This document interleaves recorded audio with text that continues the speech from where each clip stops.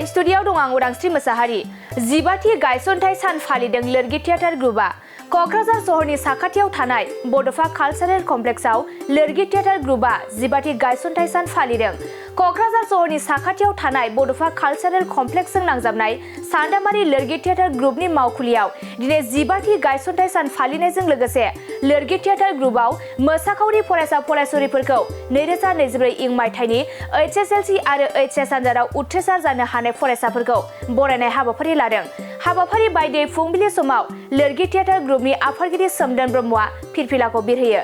बे हाबाफारियावनो UPPL हाजोनि गाहाय नेहाथारि राजु नार्जारिया आलासि महरै नुजाथिनायनि गेजेरजों 2024 इं मायथाइनि HSLC आरो HS आनजादाव उथ्रिसार जानो हानाय फरायसाफोरखौ बरायो। लोरगि थियेटार ग्रुपनि आफादगिरि सोमदोन ब्रह्म आरो लोरगि थियेटार ग्रुपनि गाहाय नेहाथारि सन्जीब कुमार ब्रह्मआ हाबाफारिनि सोमोन्दै खौरांनि गेजेरजों फोरमायथिना होयो। गिबियावनो आङो बड'लेण्ड रादाब आरो बड'सा पर्टेल निउस चेनेलनिसिम आङो जोंनि लोरगि थियेटार ग्रुपनिफ्राय गाहाम हामलायथि आरो साबायखर बावग्रोबाय। आरो लोगोसे दिनै जोङो लोरगि थियेटार ग्रुपआ 15 बोसोर आबुं जाबाय। दिनैनि सानावनो 2009 मायथाइयाव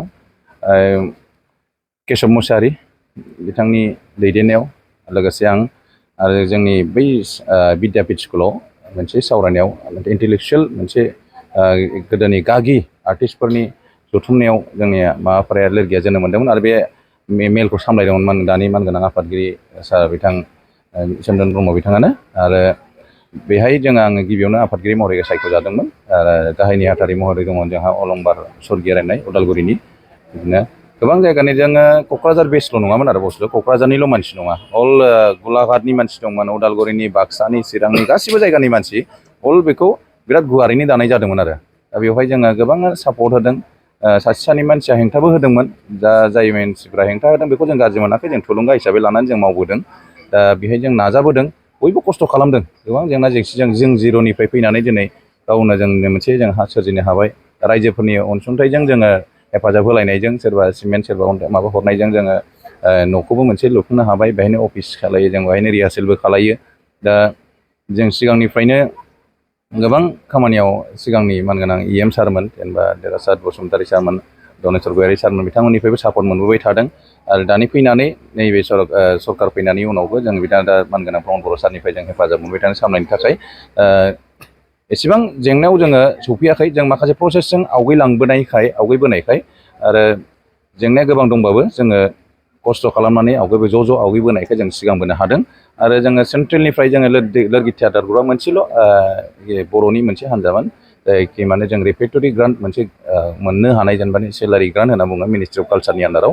दा बेखौ मोननायखाय जोङो एसे आवगैनो हासिनदों आरो बेनिफ्राय जोङो बोसोरारि सेलारि मोनो आर्टिस्टफोर। दा जोङो 11 जन आर्टिस्टनि थाखाय फैयो। दा बेखौ एनहेन्समेन्ट जालांबाय थायो आरो दा बेवहाय जोङो दिनैसिम गोबां आर्टिस्ट, मानो होनबा बे ग्रुपआ जोंना हान्जाया मोनसे पार्मानेन्ट जों सेलारि होनानै दोननो हाथारनाय मोनसे हान्जा नङा नालाय, जायनि थाखाय गोबां आर्टिस्टआ गावबा गावनि सोलिनायनि थाखाय, न'खर सालायनायनि थाखाय जों थोजासे रां होनो हायियाव गोबाङानो एरायलांदोंबो, थारमाने गावबा गावनि खामानियाव बेस्थ' जाहैदों। दा दिनै गोदान फैयो, मानो होनबा MSR ग्रुप मोनसेयाव जों रावबो पार्मानेन्ट नङा। जायहा बेस्थ'था, बे जाय सोलाबनाय खाखिनि बे टाइम होनो हायो बे फैबाय, गोदान फैगोन, वेलकाम। बयखौबो जोङो रावखौबो जों हाबनो मोना बे नङा, खिन्थु मोजाङै डिसिप्लिनै सोलिबोनांगोन। बेजोंनो जों दिनै 15 बोसोरा कमप्लिट जाबोबाय आरो जों इयुनाव मोजाङैनो आवगैलांगोन। जोङो थांखिया जेरैबायदि सानबोदोंमोन बिनिफ्राय बांसिनै एसे हाबोदों मावबोनो। दा नै थियेटार फेस्टिभेल जोङो नुदोंमोन, 12आव मोनसे खुंदोंमोन जोङो BTC नाङै मोनसे कमल कुमार ब्रह्म गोसोखां मोनसे बड'लेण्ड थियेटार फेस्टिभेल मोनसे खुंनाय जादोंमोन BTC कालचार डिपार्टमेन्टनि हेफाजाबाव थिथागुरियाव खुंनाय जादोंमोन आरो 12 जुलाइ जानांगौ, 12-13 जुलाइ माबायाव 2012 थिथागुरि इराग्दाव कमिउनिटि हलाव खुंनाय जादोंमोन। बेनिफ्राय बे फेस्टिभेलखौ कन्टिनिउ खुंनायनि मोनसे बाथ्रा होदों बै समनि EM सारा, खिन्थु जाफुंनाय जायाखै आरो दा फैयै नै थांनाय बोसोरनिफ्राय 2023 मायथाइनिफ्राय जोङो गिबिसिनै इन्टारनेसनेल मोनसे थियेटार फेस्टिभेलखौ जों खुंफुंनो हाबाय। बयबो बेवहाय हेफाजाब होदों। BTC निफ्राय जोङो सिनेमा एन्ड थियेटार डिपार्टमेन्टनिफ्राय चिफ सारा अनसुंथाइ हरदों। आरो बेवहाय जोंनाव श्रीलंकानि टिम फैदोंमोन, नेपालनि टिम फैदों, गोबां 13 आरो मोनसे आसामावनो बयबो बुंदों, गिदिर गिदिर आसामनि थियेटार एक्टिभिस्टफ्रानो बुंदों आसामनि देरसिन मोनसे फेस्टिभेल जादों होननानै। मानो होनबा 10था लेंगुवेजनि गासै 10था लेंगुवेजनि थियेटार बाहाय दिन्थिफुंनाय जादों आरो बेवहाय। आरो फैनानै देग्लाय सेकेन्ड इन्टारनेसनेल थियेटार फेस्टिभेलखौ मैहुर इन्टारनेसनेल थियेटार फेस्टिभेल जों खुंफुंनो हाबाय। बेवहाय जोङो फैदों देग्लाय कानाडानि फैदों, उरुगुवेनि फैदों, इंलेन्डनि फैदों आरो लोगोसे जोंना बांलादेशनि फैदों आरो जोङो देग्लाय जायगाखौ फुवारनानै क'क्राझारजों लोगोसे चिराङावबो लादेरनाय जादों आरो दा बेबायदिनो जोङो इयुनावबो जोङो आरो नेक्स्ट थार्ड मैहुर थियेटार फेस्टिभेलनि थाखाय दानिफ्रायनो जों प्रिपेरेसन खालामनो आवगायदों जाहाथे साबसिनै मोजाङै डिसिप्लिन भाबै खुंलांनो हायो आरो गोसारसिननो हायो। मानो होनबा बे फेस्टिभेलनि थ्रुयैनो जोङो एसे बांसिन मिथिसार जासिननो हादों लोरगि थियेटार ग्रुपआ आरो जोंनि बर' माबाखौ मिथिदों, जोंनि बर' हारिमुनि सायाव मिथिहरदों। जोङो थियेटारजों लोगोसे मोसानायबो दिन्थिबोबाय थादों जोंनि थियेटार दिन्थिफुंनायजों लोगोसे ड्रामायाव। आरो जोङो मा खालामदों बिटिसि हालामनिफ्राय जों मोनथामखौ प्रत्येक बोसोराव जों मोनथाम हान्जानिखौ जों स्कप होनाय जायो आरो जायनि थाखाय जों देग्लाय गोदान मोनसे हान्जायाबो थियेटार फेस्टिभेलाव बाहागो लानो स्कप मोनदों। थांनाय बोसोरावबो मोनथाम जों बिटिसिनिफ्राय जोंनि लोरगिजों लोगोसे स्कप मोनदों दिन्थिनो थाखाय। दा बेखौनो जोङो गोबाङानो साननो हागौ थियेटार ग्रुप होननानै थियेटारनि सेक्सनल' बा ड्रामानि सेक्सनावल' खामानि मावग्रा होननानै। दा नामासो जोंनो हागौ जोंना लोरगि थियेटार ग्रुप, खिन्थु जोंना थांखिया जाहैबाय जोंनि बर' हारिमुनि सायाव बेखौ जों आवगायलांनो थाखायनो बेवहाय जोंहा मोसानायबो थागोन, दामनाय देनाय थागोन, गासिबो थागोन। बेबायदिनो जोङो बोसोरनै सिगांनिफ्रायनो जोङो मोसानायखौबो एड खालामनाय जादों। दा गोबां जायगायाव प्रग्रामबो गानानै फैबाय। दा जोङो रिसेन्टलि जोङो गुजरातनिफ्राय सफैबाय, राष्ट्रपति भबनाव थांखांबाय देग्लायनो आरो जोङो हायद्राबादाव आरो सेम राष्ट्रीय संस्कृति महत्सब थांबाय। बिनि सिगां गवा आरो सिगां गुजरात दंमोन, हारियाना, अरुणाचल, सिक्किम, झारखन्ड गोबां जायगायाव दामान एन्ड दिउ आरो दिल्ली गोबां जायगायाव गोबां हाबाफारि खालामना फैबाय हारिमु सेक्सनाव ड्रामाजों लोगोसे। आरो ड्रामा सेक्सनावबो जों थांबाय त्रिपुरा, ओरै मुम्बाइ, कलकाता बिदिनो गोबां जायगायाव दिन्थिबोबाय, झारखन्ड। बेखायनो जों सानदों जाहाथे जोंखौ दिनैसिम जाय बिथांमोना जोंखौ हेफाजाब होबोदों बिथांमोना आं बयखौबो साबायखर बावगोन। आरो जाय बिथांमोना जोंखौ हेंथा होबोनो नाजादों बिथांमोनखौबो साबायखर बावगोन। मानो होनबा बिथांमोननि देखायना होनाय माखासे हेंथानि बुस्थुखौ जों सुद्रायनानै जाहाथे जों आवगायलाङो, मानि थाखाय जोंखौ हेंथा होनो नाजादों बेफोरखौबो। मानो होनबा जिखि लामाखौ जों प्लेनजोंल' आवगायोबा जों सांग्रां जानाया फिसा माबा मोनसे सौथुनाय थायो। दा गेदा गेदि लामाजों आवगायोबा बा खुथु खाथा लामाजों आवगायोबा एसे साबसिन स्ट्रंसिन जालांनो हायो, आं बेखौ सानो आरोखि। दा बेबायदिनो इयुनावबो जाहाथे बयबो जोंखौ हेफाजाब होलायो, मरेल सापर्ट, फिजिकेलि नांलायलाया, मरेलि मोजाङै बयबो थुलुंगा होलायलायोबानो बेखौ जोङो सानदों। आरो जोङो दा मोनसे गोदान नाटक बानायनो सानदों। बेनि थाखाय आङो स्क्रिप्ट लिरनाय मोनसे कम्पिटिसन बायदि आरो स्क्रिप्ट लिरनाय फोसावनो नागिरदों आरो स्क्रिप्टनि जाय मोजां स्क्रिप्टआ फैगोन बेखौ जोङो पाब्लिश खालामनायजों लोगोसे बेखौनो मोनसे फावथाय दिन्थिनायनि टारगेट लागोन। आरो लोगोसे जोङो मोनसे दं रिसेन्टलि दांगोन पापेट्रि, जोंनि गेजेराव पापेट्रि दंमोन ना, गोमालांबाय गोदो दैमालु बर' फुथुला पुर्निमा पापेट दंमोन, गोबां फुथुला थियेटारफोर दंमोन। बेखौ जोङो एसे स्टाडि खालामनो नागिरदों। ओमफ्राय जाय बिथांमोना बेखौ देखायोमोन बेखौ नागिरनानै बेनि सायाव जोङो मोनसे वार्कशप खालामनो नागिरदों। वार्कशप खालामनानै टिमखौनो मोनसे जास्ट स्टेलेबेल जोंनि लोरगिनि गाइडआवनो मोनसे टिमा जाहाथे मोनसे सोलियो। जास्ट प्रग्रामाथ' गोदोनि बायदि मोनला, दा सोलिनो हाथावनायथ' मोना, खिन्थु पार्ट टाइमै जाहाथे बेखौ कालसारखौ हमथालांनो हायो, बे हारिमुखौ दा पापेट्रि हारिमुखौ जाहाथे हमथालांनो हायो, बेखौ जों जाहाथे आवगायलांनो हायो बेनि सायाव मोनसे प्लेनिं खालामबाय थादों। दा जोङो पापेट्रिनि सायाव मैयासो थांनाय खोथामोन आं आरो माबायाव जाय दैमालु बर' फुथुलानि माबायाव। दा गाबोनहालागै जोङो ओंखारलांगोन सार्भे खालामनो थाखाय।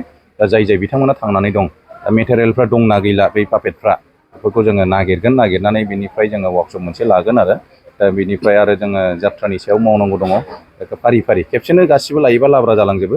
दा बे हिसाबै जोङो गासिबो खालायाबालानो आं दा लोगोसे नोंथांमोननि गेजेरजों आं फोसावनो सानदों लोरगि थियेटारखौबो सेटारडे सानडे फक डेन्सनि क्लास जायो। ड्रामायाथ' ड्रामा थाखाबाय आरो लोगोसे मोनाबिलियाव सेटारडे सानडे सानावबो जा मोसानाय जायो आरो मोनाबिलियाव दामनाय देनायनि क्लासखौ जों खालामनाय जायो। बेहाय फ्रि, जों रावनाव फिस लानाय जायाखै। जाय सोलोंनो गोसो फैनो हागोन। जोङो 6टानिफ्राय 8टासिम मोनाबिलियाव जोङो फोरोंगिरि फैयो। बेखौबो जोङो खावलायबाय जाहाथे इयुनाव जोंखौ रावबो बयबो सापर्ट होलांबाय थायो, बेखौनो मिजिंथिबाय। आरो जोङो खोथा होबाय लोरगि थियेटार ग्रुपआ मालाबाबो थाथ'नाय नङा आरो फैगासिनो दङ 3थि मैहुर थियेटार फेस्टिभेला। थियारि जाखानो थाखायबो रायजो राजा नोंथांमोनसिम खावलायबाय। लोरगि थियेटार ग्रुपआ जाहैबाय जोंनाव ड्रामाजों लोगोसे डेन्स लाइब्रेरि 40+ आर्टिस्ट दङ दा, 40नि बारा। रेगुलारजों इरेगुलार माबादों टेम्परारिजों लानानै मथा मथि 50नि खाथियाव आरो मोसानायजों आरो ड्रामाजों लानानै। बिनि गेजेराव जाखांफुनाय आर्टिस्टफोर जाय मोसानाय आयदायाव दंमोन बिथांमोना मेट्रिक आनजाद होदों, जोंनि आर्टिस्टफोरखौनो जोङो। आरो लोगोसे हायार सेकेन्डारि बिथांमोना उथ्रिसार जानो हादों। दा बिथांमोना उथ्रिसार जानो हानायखौ जों बरायदों, जाहाथे थुलुंगानाय मोनो। लोगोसे गोबां बाथ्रा थायो कालसाराव ओंखारबा नोंसोर फरायनाया गाज्रि जालांगोन होननाय बे बुस्थुआ जाहाथे थाया। जोंबो एसे हादों, जा उथ्रिसार जानो हादों मोसानानै। प्रग्राम परिखा खाथियावबो प्रग्राम गाबाय थादों, खिन्थु फरायनाया नांथारगौ, फरायना लाबाय थाथारदों। जोङो रिसेन्टलि दाख्लै रिजाल्टखौ मोन्दों, गुजरातआव थाबाय थानायाव रिजाल्ट मोन्दों। बिसोरो बाहाय 3 गुजरातआव प्रग्राम मोसाबाय थानाय समाव रिजाल्ट मोन्दों, बिथांमोना पास जादों बे समावनो। बेखौ जोङो बरायनांगौ बयबो माने थुलुंगानाय मोनसे, आरो डिभिजना मेटार नङा, पास जानो हादों, उथ्रिसार जानो हादों। जाहाथे जाय बिथांमोना उथ्रिसार जानो हायाखै सासे सानै दङ, दा बिथांमोनाबो जाहाथे उथ्रिलांगोन बेखौ जों आसा खालायो। आरो बयबो जाहाथे मोसानायजों दामनाय देनायजों लोगोसे फरायनायखौबो लांफायो, बेखौ खावलायनो सानो बयखौबो आरो। बे फोसावदिं बिजोंनि गेजेरजों आङो लोरगि थियेटार ग्रुप एबा लोरगि फावथाय हान्जानि आफादगिरि जानानै गासैबो लोरगि थियेटार ग्रुपनि गाहाम हास्थायग्रा आरो वेल उइजार बिथांमोननिसिम गोसो गोरबोनि गोजोननाय आरो गाहाम हामलायनायखौ बावहरग्रोयो। दिनै लोरगि थियेटार ग्रुपआ जोङो गायसनजेननायनिफ्रायनो 15 बोसोर बाबेनलांबाय।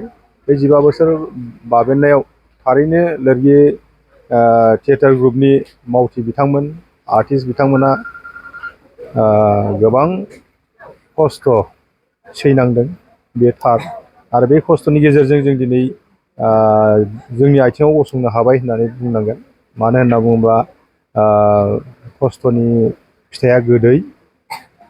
जोङो दिनै बे जों गसंनानै जे जायगायाव जों गसंनानै बाथ्रा बुंगासिनो दङ, बे दिनै लोरगि थियेटार ग्रुपनि गावनि एकदमबारे गोजोर जायगा, मोनसे अफिस। बे अफिसाव जों गासिबो हाबाफारिया बेवहायनो जाजोबो। पलिसि मेकिं, रिहार्सेल गासिबो जों बेवहायनो थानानै जोङो ज' जानानै खामानिफोरखौ जों बेवहायनो मावो।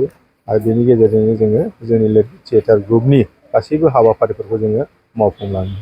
दा बाथ्राया बेनो जे जोङो लोरगि थियेटार ग्रुपखौ दाफुंजेननायनिफ्रायनो जोङो गावनो गाव जानो हायाखै। बेनि गेजेरावनो दङ जोंनि माखासे जोंनि गाहाम हामलायग्रा एबा जोंखौ अनसुंथाइ होग्रा गोबां दैदेनगिरिफोर, जाय बिथांमोनहा दिनैसिम जोंखौ हेफाजाब होबाय थायो। गिबियावनो जोंहा गुबुन जेजोंबो जोंहा दस्रा जेबो सोमोन्दो थाया। जोङो राजखान्थि बिथिङावबो जोंहा जेबो सोमोन्दो थाया। जोंहा खालि हारिमु आरो जोंनि माहारियारि बिथिङाव जोंहा सोमोन्दो थायो। बेनिखायनो माहारियारि बिथिंखौ जाय बिथांमोना मोजां मोनो, बिथांमोननि सेराव जों थाङो आरो बिथांमोनजों जोङो गोरोबनानै खामानि मावलाङो। गिबियावनो जोंखौ बै समनि खुंथायाव थानाय बिथां देरहासार बसुमतारी, दनेस्वर गयारी बिथांमोना जोंखौ, खाम्फा बरगयारी बिथांमोना गोबां जोंनो अनसुंथाइ होबोदों आरो जोंखौ गसंथायाव हेफाजाब होबोदों। थिग बिदियैनो उननि बेलायाव जोंनि दानि जा सोलिबाय थानाय बिथां प्रमद बर'नि सोरखार, बिथाङाबो जोंनो जोंनि बे हाबाफारिखौ दैदेनलांबाय थानायाव गोबां हेफाजाब होदों। फर एग्जाम्पल जोङो बिथांमोननि सोरखारनि दैदेननायावनो एबा हेफाजाबावनो थांनाय 2023 मायथाइनिफ्राय इन्टारनेसनेल बायदि मोनसे ड्रामा फेस्टिभेल जोङो खुंनो हादों। बेनि गुदियावनो दङ बिथांमोननि गोसो गोथारै अनसुंथाइ होनाय, हेफाजाब होनाय। आरो जे बै हेफाजाबाव जोंनियाव दिनैनि बे हाबाफारियाव नुजाफैनाय बिथां UPPLनि जेनेरेल सेक्रेटारि बड'फ बिथाङा जिखि हान्जायावनो थाया मानो जोंनि लोरगिनि गाहाम हास्थायगिरि। आरो बेराफारसे बिथाङा सासे NGO, गावनि NGOनि सासे डाइरेक्टर हिसाबै बिथाङा NGOनि जोंखौबो NGO बायदि लानानै बिथाङा NGOनि माखासे बाथ्राफोरखौ मिथिगौ हिसाबै बिथाङा जोंखौ गोबां हेफाजाब होबोदों आरो दैदेनबोदों। बिथांनि दैदेननायावनो जोङो फार्स्ट टाइम जोङो मोनसे ड्रामा फेस्टिभेलखौ खालामनो थांनायाव बिथाङानो जोंनो मोनसे ओरैबायदि मोनसे माने नाजावथावना मोनसे जों मा मुंजों खुंनो जाबाय थानाय समाव बिथाङानो जोङो मोनसे मुंखौ थि खालामना होदोंमोन जे नोंथांमोना मैहुर इन्टारनेसनेल फेस्टिभेल बेबायदि मैहुरा मोनसे जोंनि एकदमबारे बर'नि एस्टाब्लिश वार्ड। आरो बिनि मिनिङा जोबोद मोजां। गतिके बेजोंनो नोंथांमोना बे माबाखौ इन्टारनेसनेल सोदोबखौ होदेरनानै मैहुर इन्टारनेसनेल ड्रामा फेस्टिभेल होननानै नोंथांमोना होननानै जोंखौ साजेसन होदों। सेकेन्ड टाइम लास्ट इयारथ' नंला, नै देग्लायनो माने गिबि बाहागोआव फेब्रुवारि दानाव जोङो जानुवारि फेब्रुवारियाव जों मा खालामदों जे नैथि इन्टारनेसनेल मैहुर international film drama festival theatre फेस्टिभेलखौ जोङो खुंफुंलांनो हादों। बेयाव जोङो गोबां बाहेरा हादोरनिफ्रायबो जोङो हेफाजाब मोनो। फर एग्जाम्पल उरुगुवे, बेनिफ्राय कानाडा, थिग बिदिनो ओमफ्राय गोबां हादोरा जोंनो रेसपन्स हरदोंमोन। नाथाय जोंनि माखासे आवथायाव फैयैनि थाखाय जोङो माखासे माबाखौ जोङो रिजेक्ट खालामनो गोनां जादों एबा जोङो लाबोनो हानाय जायाखै। जिखियानो जादोला जोंहा मोनसेल' थांखि जे जोङो लोरगिनि गेजेरजों जों हारिमुफोरनि जोंनि हारिमुआव बर' हारिमुआव गाबथानानै जों माबोरै राव हारिमु फावथायनि बिथिंजों जों माबोरै जोंनि हारिखौ जों गोसार होनो हायो, माबोरै जोङो दैदेनलांनो हायो। बेजों लोगोसेयावनो जोंनि उन्दै उन्दै जि फंबाय बिनानावफोर जायनि माबाफ्रा थारमाने मा होनना बुङो थिंकिंफ्रा कनसेन्ट्रेसन जानो थाखाय जोबोद दासान्दि बिराद मोनसे बार्निं कुवेसन, बिसोरनि माइन्डफ्रा जोबोद माने गोजाव लानानै जानला मानला हाबाफोरखौ मावनो नागिरो। नाथाय बिसोरखौ जोङो मोनसे थि लाइनाव जुदि जोङो हमथाना लाखिनो हायोब्ला जोङो बिसोरखौ मोनसे मोजां सुबुं दारा एबा मोनसे सुबुंनि दोहोन एबा मानब सम्पद हिसाबै जोङो दाफुंनो हायो। बे हिसाबै जोङो बेखौ जोङो गोसो होदों। आरो जोंनि बे लोरगि थियेटार ग्रुपआ ड्रामायावल' नङा, जोङो जायखिजाया सुबुंनि जौगाखांनायनि आरो फोसाबनायनि बिथिङाव जों गोबां खामानि मावबोदों। जोङो ससियेल फरेस्ट्रिनि एवारनेस प्रग्राम जों गाबोदों। ससियेल फरेस्ट्रिखौ जों धंस' खालामनाङा। ओमफ्राय एइड्स कन्ट्रल एबा एइड्सनि प्रटेक्सननि सायाव जोङो एइड्स प्रिभेन्सननि सायाव जोङो माखासे एवारनेस प्रग्राम गाबोदों।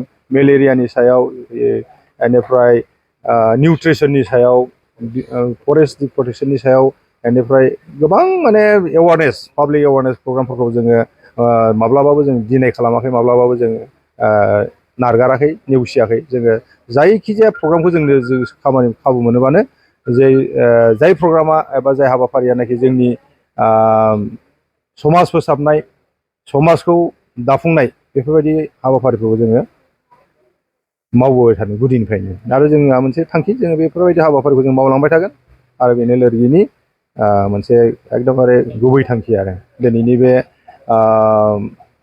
गोथार सानाव बेखिनि बाथ्राखौ बुंनानै आङो गासिबो लोरगिनि गाहाम हास्थायग्रा नोंथांमोननिसिम आरोबाव फिन मोनसे नोंथांमोननि अनसायनायखौ नेबाय थानानै एबा आसा फारिनानै बेखिनिखौनो बुंनानै फोजोबनाय जाबाय। गोजोन्थों। गोजोनथाव खौरां, 100 राङावनो सोलायहोनो हागौ नोंथांनि लाइफस्टाइल। रंजालि बैसागु फोरबोजों लोब्बा लाखिनानै नोंथांमोननि थाखाय लाखि गिफ्ट कुपन एबा खाफाल आनजाद नायनाय लानानै फैदों।